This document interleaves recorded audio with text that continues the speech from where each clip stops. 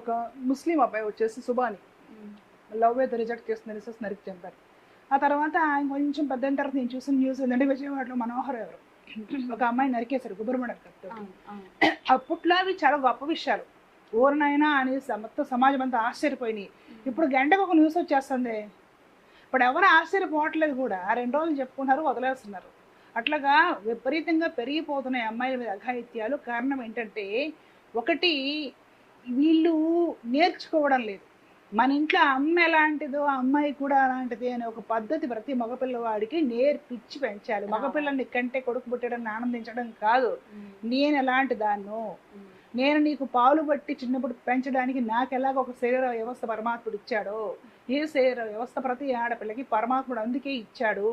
ఈ విధమైన ఒక ఎదుటి మనిషిలో ఎదుటి స్త్రీలో తల్లిని చూడగలిగిన భావజాలాన్ని ప్రతి మగపిల్లాడికి తల్లే నేర్పాలి చిన్నప్పటి నుంచి.